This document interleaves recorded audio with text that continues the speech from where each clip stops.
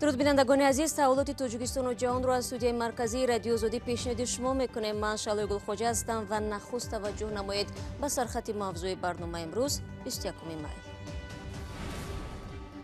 корвони кӯмакҳои васоили тиббии президент ин навбат ба бухтар. баъзи сокинони маҳаллӣ ба киссаи худ умед мебанданд.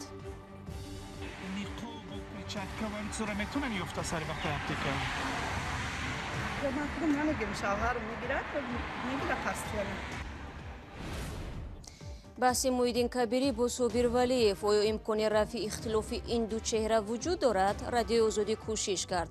натиҷа чӣ шуд? ва коронавирус тиҷорат дар бозорҳои минтақаи Кӯлобро сард кардааст, аммо бо ин ҳам соҳибкорон нархҳоро поин намебаранд.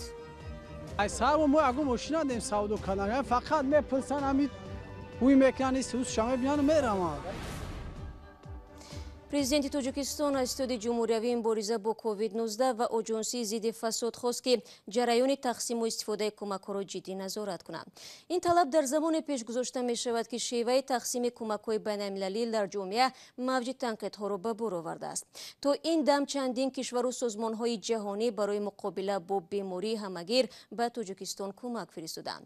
ҳар рӯз телевизионҳои давлатӣ гузориш медиҳанд ки ширкату муассисаҳои гуногун ба ин ё он шифохона васоили муҳофизатӣ харидаву тақсим карданд. вале ҳамоно табибон аз камбуди ин васоил ва маҳлулҳои бедоштӣ шикоят мекунанд. аз ироаи якчунин корвони кӯмакҳои тиббиву ғизоӣ ба бохтар Орзуи Карим ва Мирзонабии Холиқзод гузориш медиҳанд. امروز مرکز شهر باختر نظر به چند روز اخیر سیر آدم است. بیشتری آنها کارمندان اداره های دولتی هستند که به پیشواز کاروان ماشین های کمک برآمدند. این کمک ها از دارو و لوازمات طبی و خوراک عبارت است و به بیمارستان های شهر و نواحی باید تقسیم شود. و این در حالی است که رسانه ها و مردم از تقسیم ناعادلانه کمک ها شکایت می کنند. در این زمینه ماجراهای مطبوعاتی نیز سر زدند. مسئولان ولایت ارزش کمک ها را به خطلون زیاده از 8 میلیون سامانی گفتند. برای طبیبان و اینچنین با بیمارانی که امروز در مؤسسه‌های تندرستی شهر و نواحی ولایت خطلون بستری میباشند و اینچنین نوبت گرفتند، آنها کمک خیریه‌ای و مانند موادهای دارویی گوناگون، مال‌های طبی و دیگر مال‌های نیازی که امروز طبیبان و بیماران آن محتاج هستند دسترس کرده. ارسال دارو و دیگر لوازمات طبی در حالی است که خروج کرونا در تاجیکستان ساکنان شهر باختر را هم احتیاطکار کرده است. میز و مکان‌های استراحتی خالص مردم کم به خیابان‌ها می‌برایند. خیلی میشنویم که مثال همین خیلی کسل اومدگی مثال دست 50 تن صبح شب کنید میگن وای دهم بندید میگن انا احتیاط کنید میگن کودک‌ها از خانه نبراین. اکرمی احتیاط خوبه هم گفتی چون که با هم گفتی دخترو که هم دستات توزه شدن توزگی کردن میگه گرای سلامتیه. همین نقاب و پریچتکا و همین صورت میتونن یفته سر وقت اپتیکا؟ من خودم نمیگم شوهر رو میگیره قصد. مسئولان ریاست تندرستی ولایت خطلون گفتند که تا 20 می 283 نفر ساکن ولایت به کرونا سیرویت شده در بیمارخانه ها بستری‌اند. آمار رسمی گرفتاران به بیماری کووید-19 در کشور از 2100 نفر زیاده است. مقامات میگویند شماری عمومی ففتیدگان 41 نفر می باشد. هرچند برخی ها به آمارهای رسمی شبهه دارند.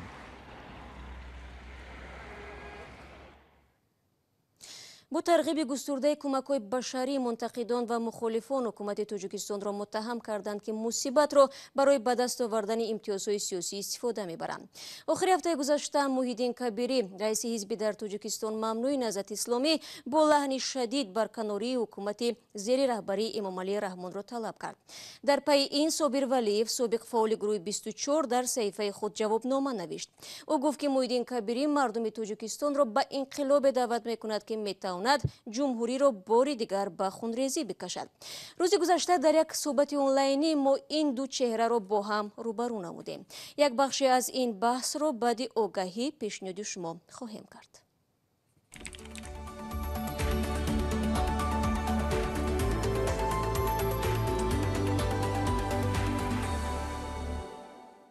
جناب کبیری، من اینجا میخواستم از برآمد شما یک نکته رو بیارم که شما گفتید باید خود مردم در فکر آن باشد که چگونه شخصی رو که دیگر صلاحیت و حتی حق معنوی پرزیدنت بودن رو از دست داده است باید از قدرت بیرون کند، آن هم بدون کدام خشونت و جدال و بدون ضرر بزرگ بر جامعه و مردم و ملت. خب بیان میبینیم شما مردم رو دعوت میکنید که جناب رحمان رو از قدرت بیرون کنند. این دعوت به انقلاب و کودتا نیست یعنی؟ نه ببینید، دعوت اولی ما با خود رحمانوف است که وضعیت رو درک کند، مسئولیت شناسی در پیش ملت و کشور و مردم نشان بدهد و خودش برود از قدرت. اگر این کار را کرد، حداقل نامش در تاریخ همچنین یک چهره مثبت تا حدی باقی خواهد موند و نشان میدهد که به خاطر قدرت و منصب تا آخر حیات و تا آخرین لحظه بحران در قدرت نمی‌ایستد. اگر در صورتی که رحمان این مسئولیت شناسی رو نشان نداد و خودش از قدرت نرفت، در اون صورت باید نخبگان ملت، چه کسانی که در حاکمیت هستند چه کسانی که بیرون در حاکمیت هستند، اونها در یک مشورت ملی باید مرحله بعد از رحمانوف را فکر کنند و رحمانوف را وادار کنند که به این قناعت برسد که باید از قدرت برود. اگر این دو کار انجام شد، نه هیچ ضرورت به انقلاب میموند، نه به قیام مردمی میموند و هیچ گونه خشونتی هم در کار نیست. خب صابر ولیف، شما پاسخ جناب کبیری رو شنیدید، شما با این پاسخ چی میگید؟ شما رو قناعتمند میکند یا نه؟ چی ناراضگی دارید شما؟ اولا سلام خود رو با رادیو آزادی و بینندگان و شنوندگان رادیو آزادی میرسونم و البته سوالی که این صحبتی که ما اینجا انجام میدهیم با جناب کبیری، من بار اول در فریدم هاوس چون یک نشست یک صحبت آنلاینی بود که ما اونجا صحبت کرده بودیم و این دوم یک صحبت آنلاینی از طریق شما رادیو آزادی برقرار می شود. ولی من از گفته هایی که جناب کبیری حاضر گفته ایستادن که مثال این شاید در سخنرانیش میگن شاید مثلا کسل باشن، حتی مطمئن نیستن، شاید در اینجا میگوین، اما در ما یک زمان جنگی برای ما جنگ شهروندی بود در تاجیکستان، ما این رو دیدیم و بعد از اون من در همان یک پستی که در فیسبوک نوشتم جوابنامه به این برآمد جناب کبیری که من گفتم که ما بعد از این جنگ 15 سال دوره برقرارکنی بود که خیلی که خودشون میگن اقتصاد ضرر امروز دیده است، اما از انقلاب اگر مبادا انقلاب شود در تاجیکستان و ما چقدر از این ضرر این رو حساب کردن یا نه و دیگر اون که اینها امروز دعوت دارند که ما نفرها داریم، شخصیت هایی داریم که در آینده میتوانند چیکار کنند، با هم بیاین و حکومت نو رو بسازند، اما ندیدیم نه این شخصیت یعنی شما چی نظر دارید؟ اون حرفایی که حالا جناب کبیری گفتن چی از نظر شما با اون؟ من اون حرف و نظر جناب کبیری رو قبول ندارم. بینندگان عزیز، ثبت کامل بحث مهیدین کبیری با صابر ولیف که در آن شروع از کاری حکومت تا موضوع کووید و ایجاد وحدت برای بیرون رفت از این بحران جهانی داخل شده است بدون تحریر در آزادی ویدیو بعد چند ساعت گذاشته می شود. حالا به یک آگاهی توجه کنید و سپس درباره بازگشت یک شهروند تاجیکستان به روسیه به نزد فرزندانش و همچنان درباره سرد شدن تیجارت در دوره سیرویتی کوروناویروس در منطقه کӯлобро گزارش میدهیم.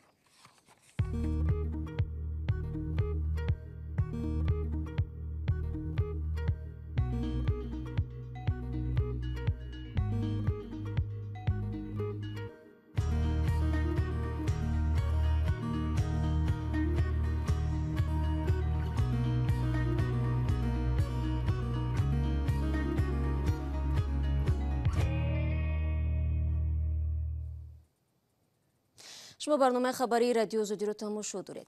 دلشاد نورماتوف، مهاجر تاجیک را که کودکانش بعد مرگ مادر در روسیه تنها مانده بودند از دوشنبه به مسکو بردند.